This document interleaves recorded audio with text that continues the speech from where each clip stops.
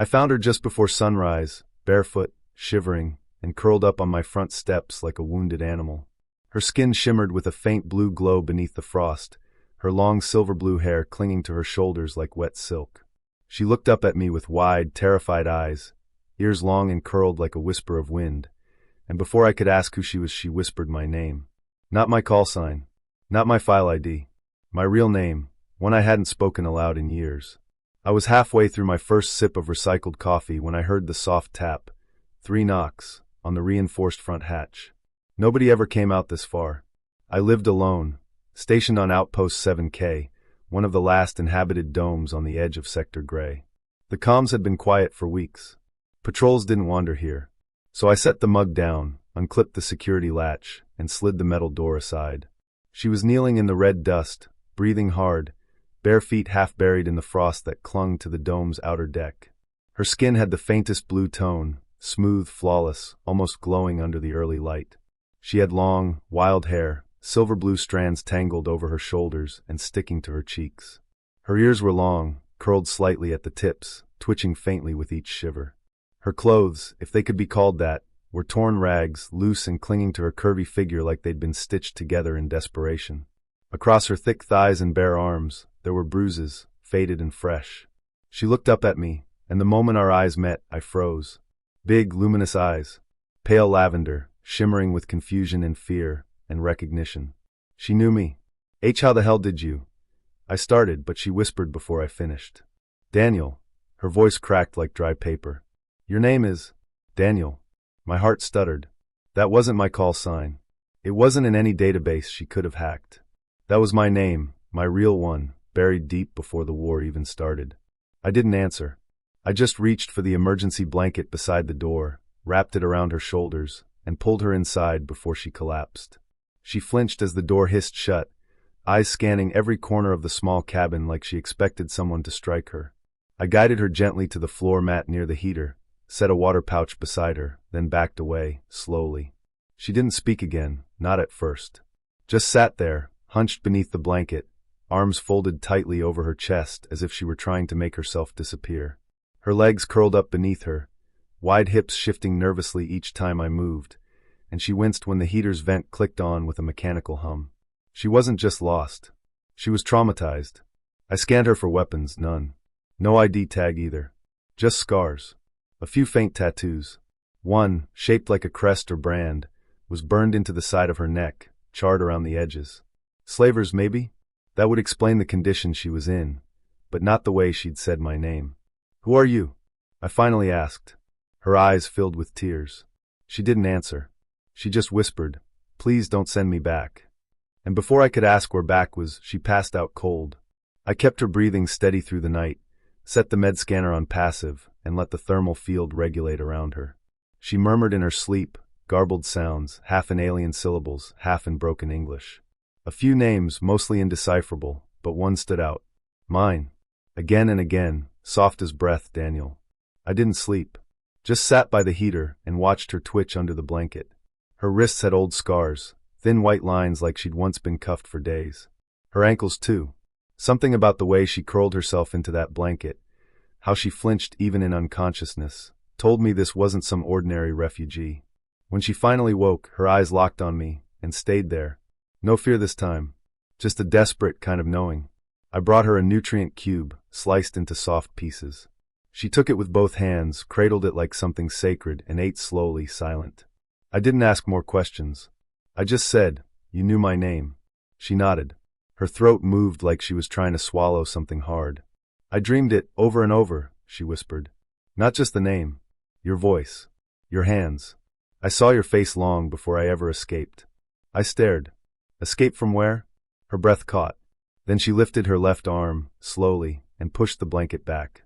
Along her inner forearm, almost hidden beneath grime and bruises, were faint laser tattoo numbers, a registry tag. She was marked property. My stomach turned. "They called it the hatchery," she said at last.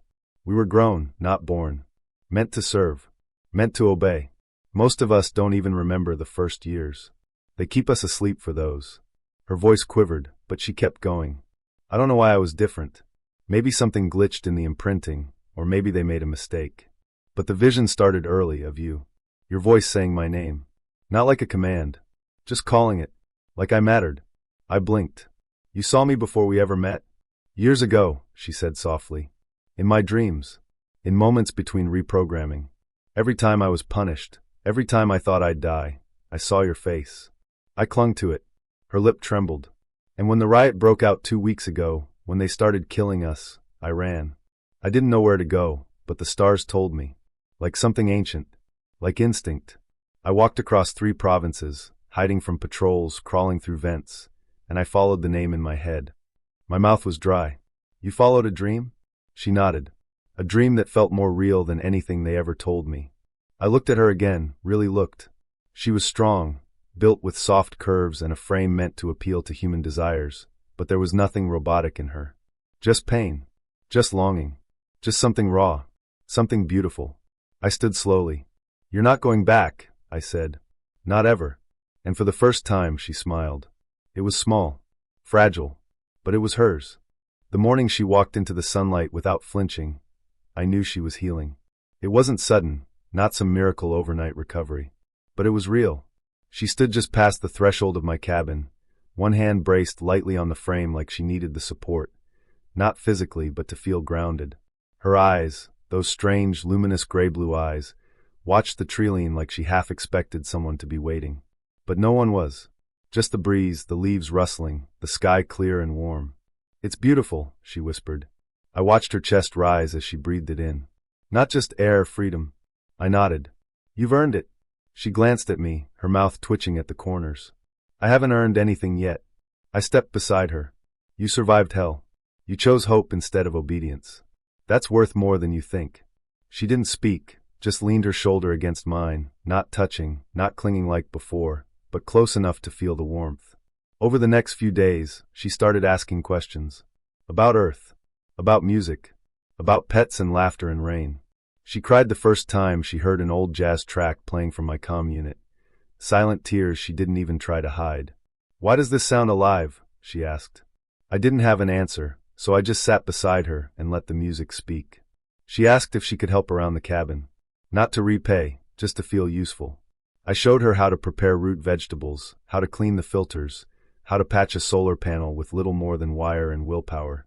She was quick, sharp in ways they never let her be before. They trained us to serve, not to think, she said once, hands slick with sap.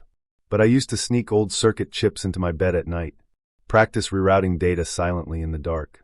I grinned. You're terrifyingly smart. She smiled for real this time, teeth showing, eyes crinkling at the corners. Thank you, she said, like no one had ever told her that before. But the turning point, the real change, came when we heard the dropship overhead. My blood froze. I grabbed my rifle, scanned the skies. She was already inside, frozen, panicked, standing stiff beside the med scanner. It's them, she breathed. They've come for me. I lowered the rifle. You don't know that. She nodded slowly. I do. I feel it. I feel them like a chain still wrapped around my throat. I stepped forward. Then we break the chain. Her eyes searched mine. You'd fight them? She asked. For me? I didn't flinch. No one takes you from here. Not again. The dropship never landed. Just a survey flyby, probably checking for old ruins or salvage. But after it passed, she broke. Not with fear, but release. That night, I found her sitting in the field behind the cabin, wrapped in a blanket, face tilted to the stars. I used to stare at the ceiling in the hatchery, she said, and pretend it was this. I sat beside her, knees brushing. It is now. She turned slowly. Daniel, do you think I was made wrong? My breath caught. What? I wasn't supposed to resist. I wasn't supposed to dream. Something in me malfunctioned, and that's why I suffered more. I shook my head. You weren't broken, you were human. They tried to stamp it out, but it survived. That part of you, the part that dreamed of someone calling your name, it saved you. She blinked rapidly. You did. I touched her hand gently. Maybe. But you were the one who walked across a continent for hope. That's something no one programmed. She leaned into me then, really leaned, her head on my shoulder, fingers gripping mine. I don't know who I am, she whispered. Then let's find out together, I said. Weeks passed. Then months. She laughed more loud, messy laughter that startled birds out of trees. She grew strong, lifting water tanks with ease, racing up hills just to feel her legs burn. She stole my jackets. She fixed my comms. She beat me at every logic game I had. She cried once, only once, after waking from a nightmare, and I held her for hours as she clung to my chest like I was the last light left in the universe. And one day, out of nowhere, she asked, "Can I choose a name?" I smiled. "Of course." She paused, chewing her lip. "They never gave me one. Just a designation, Delta 47. I took her hand. "Then what do you want to be?" She looked up at me, eyes shimmering. "Lyra. I want to be Lyra." I whispered it aloud, felt it settle on her like a second skin. "Lyra," I repeated. "That's beautiful." She beamed. "You made me real, Daniel." I shook my head, smiling. "You always were. I just reminded you." And in that moment, sitting under the stars with her hand in mine, I realized something terrifying and wonderful. I loved her. Not because she'd clung to my name like a lifeline. Not because I saved her. But because of who she'd become when she finally believed she deserved to be free. Strong. Kind. Brilliant. Alive. And when she leaned in, pressing her forehead to mine, whispering, "I'm not afraid anymore," I knew I'd never let her go. Not now. Not ever.